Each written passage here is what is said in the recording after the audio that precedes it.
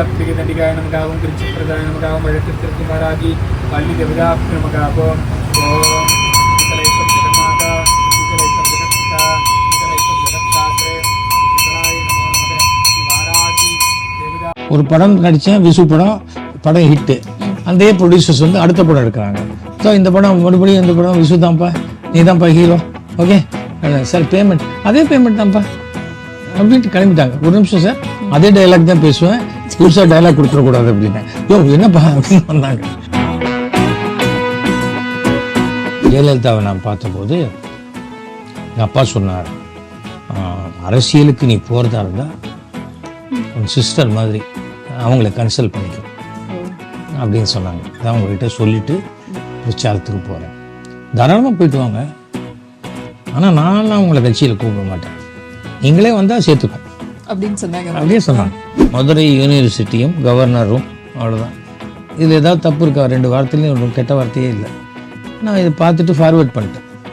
ஒரு அரை மணி நேரம் கழிச்சு ஒருத்தர் எனக்கு தெரிஞ்ச ஃப்ரெண்டு, என்ன அதில் அசிங்கமாலாம் எதிர்க்குன்னு அப்படியே பதறி ஓடி வந்து டமான்னு டிலீட் பண்ணிட்டேன். அதை படித்து என்ன அசிங்கமாக இருக்குன்னு கூட படிக்க எனக்கு இல்லை. டிலீட் பண்ணிவிட்டு உடனே அப்பாலஜி கேட்டேன் சம்மந்தப்பட்ட அனைவருக்கும். இது யார் to whom shower it may concern. அன்னைக்கு வருத்தப்பட்டேன். அதுக்கப்புறம் ட்ராமாவில் கூட சொன்னேன், இந்த லெட்டரை கொஞ்சம் ஃபார்வேர்ட் பண்ண. ஃபார்வேர்டா கிட்ட சொல்லவே சொல்லாத அப்படின்னு.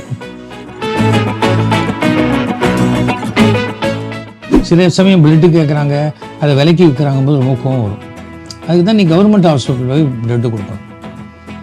கூடிய வரைக்கும் ஏப்ரல் மே ஜூனில் கொடுக்கணும். அப்போ தான் காலேஜ் ஸ்கூல் லீவு நாளில் கிடைக்காது. அப்போ போய் நீங்கள் கொடுக்கணும் பிளட்டு. ஒன்றே குலம் ஒருவனே தேவான்ட்டாங்க. அப்புறம் எப்படி கடவுள் மறுப்பு வரும் திமுகக்கு? அது திராவிட கழகத்தினுடைய கொள்கை. அவங்க எலெக்ஷனில் நிற்கவே போகிறது, ஏன்னா வாய்க்கு வந்தது பேசிகிட்டே இருக்காங்க. ஒரு தடவை நான் அமெரிக்கா போயிருந்தபோது சொன்னாங்க, இங்கே வந்து ஒபாமா மெடிக்கல் ஸ்கீம் கொண்டு வந்திருக்காங்க. ஒபாமாவே கலைஞர் காப்பீட்டு திட்டம் பார்த்து தான் காப்பி வச்சுட்டாங்க அங்கே போய்.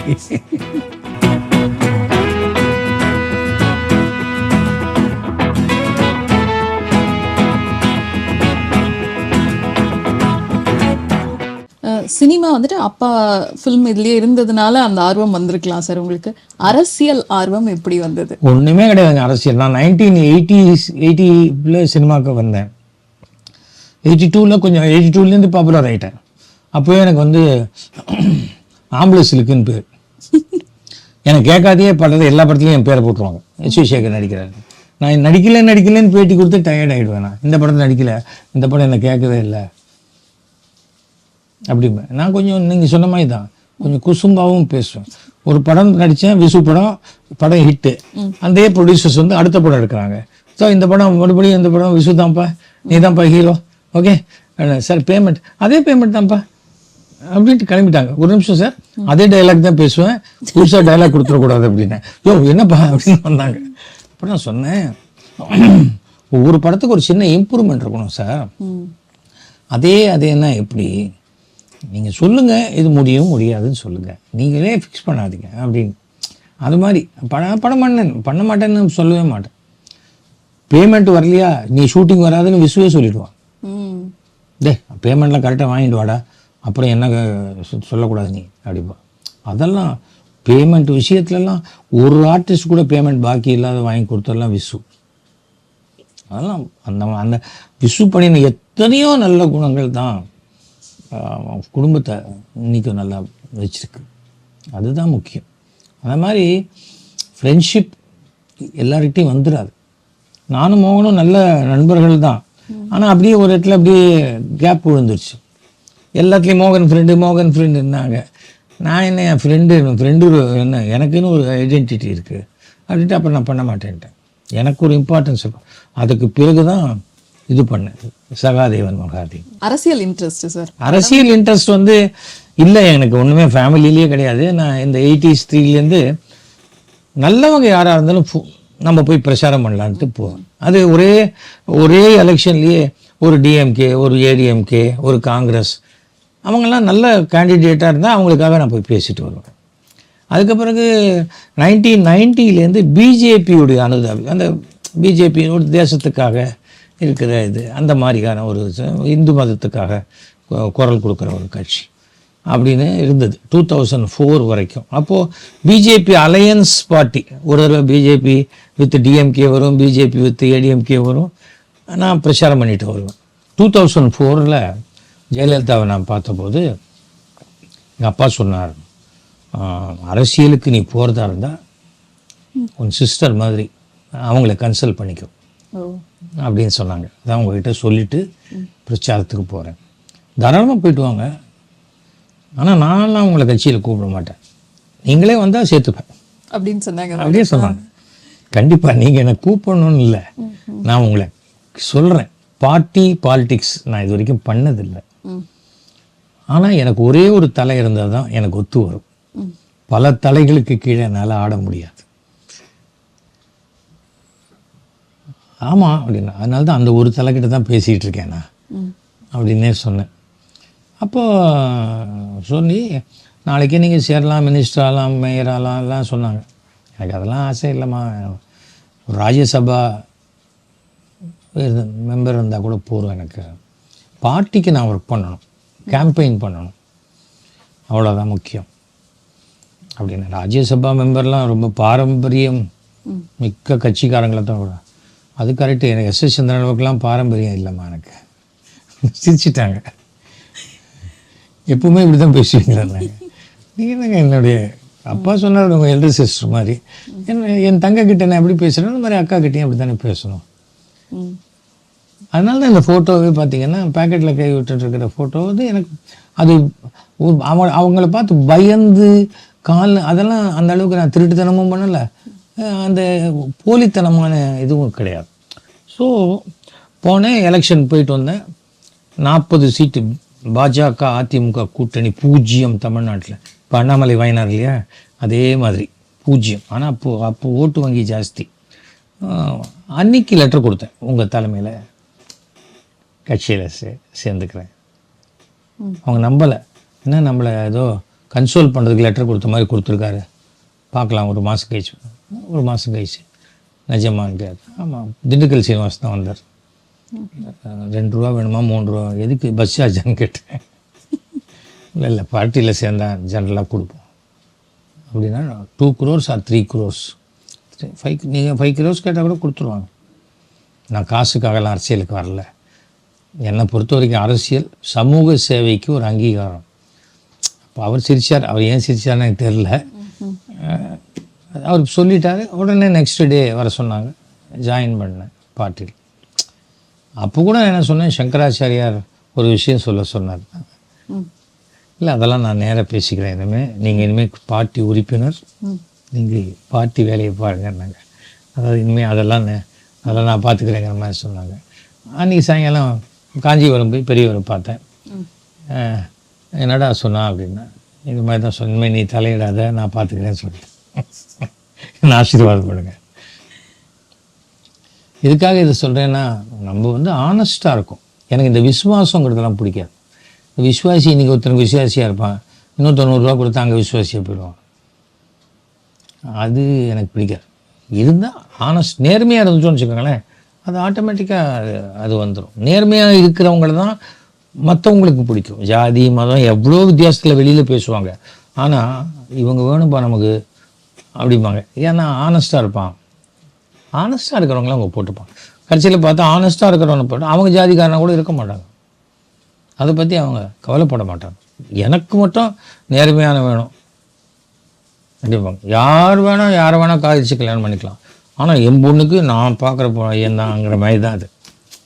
அது மைக்கில் பேசுறது வேறு, நடைமுறை வேறு. ஆனால் எங்கள் அப்பா எனக்கு சொல்லி கொடுத்தது, நீ வாழ்க்கையில் எப்படி நடந்துக்கிறியோ அதைத்தான் நீ ப்ரீச் பண்ணணும். அதனால தான் எனக்கு எந்த விதமான 1% வருத்தம் கூட கிடையாது. எங்கள் அப்பா என்ன எதையும் அனுபவிக்காது, எனக்கு ஒன்றுமே இல்லை. அதே போல் எங்கள் அம்மாவும், எங்கள் அப்பா கிட்ட ஒரு விஷயம் போனால் எங்கள் அம்மா கிட்ட சொல்லி தான் நான் அப்பாட்ட சொல்ல முடியும். அம்மா தான் அந்த சமயம் பார்த்து அதை சொல்கிறது. அதெல்லாம் அம்மாலாம் ஒரு ஒண்டர்ஃபுல் லேடி. இன்றைக்கி கூட எங்கேயாவது கிளம்பணுன்னா எங்கள் அம்மாவுக்கு நமஸ்காரம் பண்ணிட்டு தான் நான் கிளம்புறேன். காரணம் வந்து மாதா பிதா குரு தெய்வம், அதுக்கப்புறம் தான் என் பாக்கி பேர்லாம். அதனால் அப்புறம் அம்மாவுக்கும் அந்த இது போயிடுச்சு. அப்புறம் யாரை கேட்டாலும் என் தம்பி அவ்வளோ படிச்சிருக்கான், பேரை விட அவன் படிப்பு ஜாஸ்தி, இன்னொரு தம்பியும் அப்படி தான் ஆடிட்டர் இது இல்லை போய் கடைசியில் பார்த்தா எஸ்வி சேகர் தம்பி, எஸ்வி சேகர் இது தங்க அப்படிங்கும்போது அம்மாவுக்கு அது இதுவாகிடுச்சு. ஆனால் இன்றைக்கும் பயம், எதுக்குடா அரசியல்லாம்னாங்க. அம்மா விட்டுட்டேம்மா, அன்றைக்கி தான் போட்டிருந்தேன், எனக்கு நான் ஏதோ ஒரு ஹாஸ்பிட்டல் அட்மிட் ஆன மாதிரி போட்டாங்க. இல்லைங்க நான் நல்லா இருக்கேன், எனக்கு ஜுரம், சளி, இருமல், தும்மல், அரசியல் எந்த வியாதியுமே கிடையாது அப்படின்னு போட்டேன். Super sir. ஆக்சுவலாக நீங்கள் வந்துட்டு சினிமாவில் இருந்தாலும் சரி, அரசியலில் இருந்தாலும் சரி, ஃபேமிலி லைஃப்பை வந்துட்டு உங்களோட பேச்சு, உங்களோட அந்த வாழ்க்கை முறையில் அதுதாங்க ஃபர்ஸ்ட் ப்ரியாரிட்டி. ஃபர்ஸ்ட் என்னுடைய தேசங்க, அடுத்தது என் மதம், என் ஜாதி, என் குடும்பம், அப்பா அம்மா மனைவி குழந்தைகள், அதுக்கப்புறம் தான் பாக்கி. ஸோ அந்த ஃபேமிலியை வந்துட்டு கரெக்டாக மெயின்டைன் பண்ணியிருக்கீங்க. ஆமாம், என் பொண்ணை ஸ்கூலில் விட்டுட்டு கூட நான் ஷூட்டிங் போயிருக்கேன். அன்றைக்கி ஸ்கூல் பஸ் வரலம்பாங்க, இல்லை ஐஷம் போகிறதுக்கு ரிக்ஷாக்காரன் வரலம்பாங்க. சரி டக்குன்னு கொண்டு போய் விட்டுட்டு போயிடுவேன். எனக்கு 9 மணிக்கு ஷூட்டிங்கு. அப்போல்லாம் இவ்வளோ டிராஃபிக் கிடையாது. இங்கே தான் ரோசரி மெட்ரிக் தான் என் பொண்ணு படித்தா. ஸோ இன்னைக்கு இருக்க அந்த காலகட்டத்தில் பார்த்தோன்னா கொஞ்சம் ஃபெமிலியர் ஆனாலும் சரி, ரொம்ப பெரிய ஸ்டார்லாம் நினைக்கிறோம். ஆனால் சட்டுன்னு டிவோர்ஸ்ன்றது வந்துட்டு ரொம்ப அதிகமாக இருக்கே சார். இன்னைக்கு ஃபேமிலி பேலன்ஸ் வந்துட்டு போயிட்டா மாதிரி இருக்கு. இதை பற்றி உங்களுடைய கருத்து என்ன சார்? அந்த கணவனுடைய புகழ் சில சமயம் மனைவியுடைய தலைக்கும் ஏறிடுது. அது ஏறும் பொழுது என்ன ஆயிடுது, அந்த ஒரு மிக பிரபலமாக இருக்கக்கூடிய ஒரு ஆக்ட்ரஸ் இருந்தாங்கன்னா அவர் கணவர் கோச்சுன்னு டைவர்ஸ் பண்ணுறான்னு நீங்கள் கேள்விப்பட்டிருக்க மாட்டீங்க. ஏன்னா அந்த மனைவிக்கு அந்த கணவனுடைய புகழ் மட்டுமே போராது, அதை தாண்டி அவங்க லைஃப்பில் எவ்வளோ எக்ஸ்பெக்டேஷன் இருக்கும். எப்போ பாரு ஷூட்டிங்கா, எப்போ பாரு இதுவா, எப்போ நீங்கள் எப்போ இதுவா அப்படின்னா அவங்களுக்குன்னு ஒரு டைம் எதிர்பார்ப்பாங்க. அது கிடைக்கலங்கும்போது தவிர எலாஸ்டிசிட்டி இழுக்க ஒரு இடத்துல அருந்து தானே போகணும், எங்கேயாவது ஒரு இடத்துல விட்டு கொடுத்து தான் போகணும். நீங்க அந்த மாதிரி ஏதாவது சொல்லிட்டு இல்ல நீங்க ஏதாவது கருத்து சொல்லிட்டு எனக்கு ஹெசிடேட் பண்ணிருக்கீங்களா சார்? இத சொல்லி பெருசா மாட்டிக்கிட்டேங்க. கருத்து சொல்லி மாட்டிக்கிறது மட்டும் இல்ல, ஒரு நான் சொல்லாத ஒரு விஷயத்த ஒரு ஃபேஸ்புக்கில் ஒருத்தர் முதல் 2 லைன் போட்டிருக்கு, மதுரை யூனிவர்சிட்டியும் கவர்னரும், அவ்வளோதான். இதில் ஏதாவது தப்பு இருக்கா? 2 வார்த்தையிலையும் கெட்ட வார்த்தையே இல்லை. நான் இதை பார்த்துட்டு ஃபார்வேர்ட் பண்ணிட்டேன். ஒரு அரை மணி நேரம் கழிச்சு ஒருத்தர் எனக்கு தெரிஞ்ச ஃப்ரெண்டு, அண்ணே அதில் அசிங்கமாக எதிர்க்குண்ணே, அப்படியே பதறி ஓடி டிமீட்டர் டபான்னு டிலீட் பண்ணிட்டேன். அதை படித்து என்ன அசிங்கமாக இருக்குன்னு கூட படிக்க எனக்கு இல்லை. டிலீட் பண்ணிவிட்டு உடனே அப்பாலஜி கேட்டேன். சம்மந்தப்பட்ட அனைவருக்கும் இது யார் to whom shower it may concern, இதில் எந்த கண்டென்ட்டுக்கும் எனக்கு சம்மந்தமே கிடையாது. நான் படிக்கலை, எனக்கு அம்மா இருக்காங்க, அக்கா இருக்காங்க, சகோதரி தங்கச்சி இருக்காங்க, மனைவி இருக்காங்க, பொன் குழந்தை இருக்குது. நான் எந்த பெண்ணையும் தப்பாக பேச வேண்டிய அவசியம் இல்லை, நான் பேசலை. அதனால் என்னோடய மனப்பூர்வமான மன்னிப்பை கேட்டு, நிறைய பேர் பார்த்துருக்கீங்களா, மூக்கில் குத்திட்டு வருத்தமாக இருக்குமா, அவனும் வருத்தப்படுவான் இவனும் வருத்தப்படுவான். மூக்கில் குத்தினவன் மன்னிப்பு தான் கேட்கணும், கேட்க மாட்டான். வருத்தமாக இருக்குமா, வருத்தம் தெரிவித்துக் கொள்கிறேம்மா. நான் மன்னிப்பு கேட்டேன். ஏனென்றால் இது பஸ்ஸில் யாரோ தள்ளி விடுற மாதிரி தப்பக்குன்னு போய் காலை மீச்சிட்டோம், சார் அவர் தான் தள்ளி விட்டார் சார்னு சொல்ல முடியாது, சாரி சார்னு ஃபஸ்ட்டு சொல்லிடணும்.